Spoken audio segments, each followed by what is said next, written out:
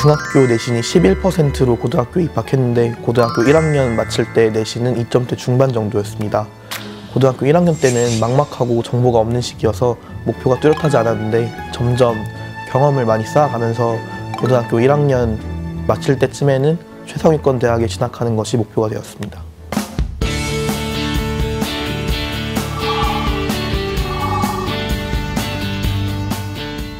고등학교 1학년 때는 문제를 무작정 푸는 것보다는 개념을 먼저 확충하는 것이 중요하다고 생각하여서 개념 수업 위주로 개념 공부를 많이 했던 것 같습니다.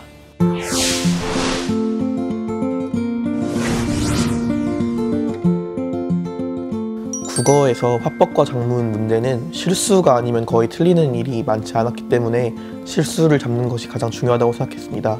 그래서 많은 문제를 풀어보면서 어떤 부분에서 실수가 나는지 정리해 보았고 그런 부분을 실수하지 않도록 반복해서 복습하는 것을 중요하게 생각했습니다. 또 문법 부분은 문법 개념을 먼저 1학년 때 쭉 정리하고 공부하면서 문법 개념을 확충한 뒤에 기출문제라든지 시중에 있는 문제집을 풀면서 문법에 대한 개념이 오류가 없는지 점검했던 것 같습니다. 독서 부분에서는 저 나름대로의 독해법이 있었는데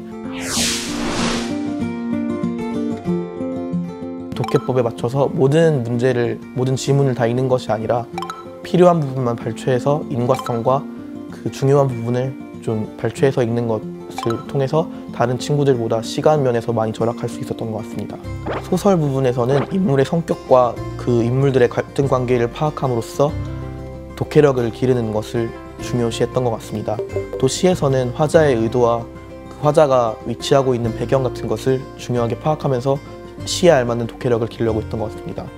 고전은 특별하게 다른 부분과는 다르게 어휘가 다른 부분과는 다르기 때문에 그런 어휘를 공부하기 위해서 영어 단어를 정리하는 것처럼 고전 어휘를 정리해서 먼저 고전 어휘를 학습한 뒤에 공부했던 것 같습니다.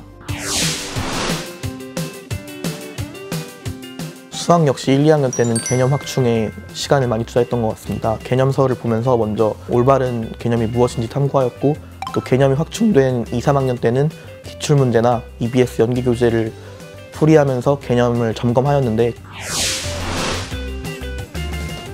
특히 풀이를 노트에 쭉 적어보고 그 풀이의 장단점을 비교해보는 방법으로 풀이를 점검해 나가니까 점점 더 풀이가 정확해지고 오류가 적었던 것 같습니다. 영어는 듣기 부분은 실수를 줄이기 위해서 연기교재 듣기를 CD를 통해서 많이 듣고 또 문제를 풀어보면서 좀 듣기의 실수를 줄이려고 노력했던 것 같습니다. 주제, 요지, 주장, 제목은 앞 세 문장에서 화자가 말하고 있는 의도와 그 글의 소재가 드러나 있다고 생각했기 때문에 그것을 꼼꼼히 파악하고 글을 통해서 주제를 파악하려고 노력했던 것 같습니다. 그 주제가 곧 답과 연결되었다고 생각하여서 문제를 풀었습니다. 또 문법은 국어와 마찬가지로 먼저 문법을 1학년 때 쭉 확충한 뒤에 그 확충한 개념을 가지고 문법 문제를 푸니까 더 도움이 되었던 것 같습니다.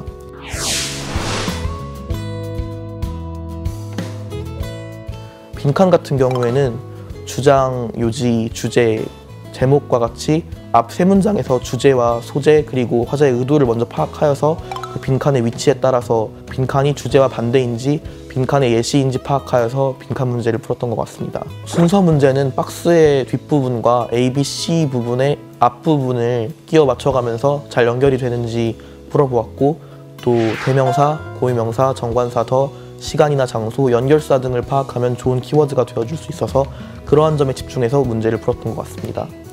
문장 삽입 부분은 1, 2, 3, 4, 5번 뚫려있는 부분에 앞뒷 문장을 비교하면서 보면 어색했던 부분을 찾아내면 그 사이에 문장이 들어가는 것이 맞기 때문에 그러한 관점에서 문제를 풀었던 것 같습니다. 스피드 있게 정확하게 푸는 것이 가장 중요했기 때문에 정확도와 속도에 초점을 맞추고 풀었던 것 같습니다.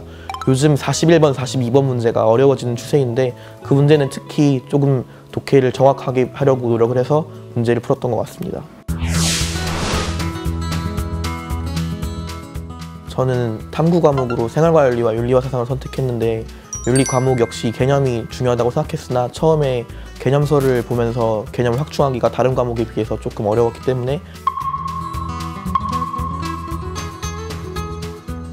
직접 문제를 풀어가면서 EBS 연계교재 수능특강 수능 완성이나 기출문제를 풀면서 개념을 직접 체득했던 것이 중요했던 것 같습니다. 학자별로 그리고 상위 개념에서 하위 개념으로 넘어가는 그런 패턴을 파악해서 문제를 풀려고 노력했던 것 같습니다.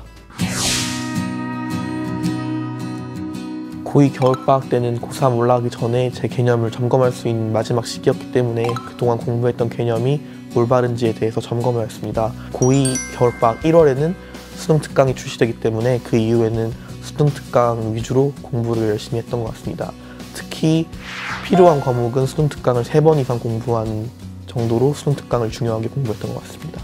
고3 1학기 때는 제가 아무래도 수시 위주로 입시를 준비했기 때문에 내신 공부와 수능 공부를 병행하기 위해서 내신 범위였던 수능 특강을 열심히 공부를 했고, 이제 수시가 모두 끝난 2학기 때에는 본격적으로 제가 수능하고 비슷한 환경에서 공부해보기 위해서 기출문제집을 구매해서 수능과 똑같은 환경에서 문제를 풀어보려고 노력을 했습니다.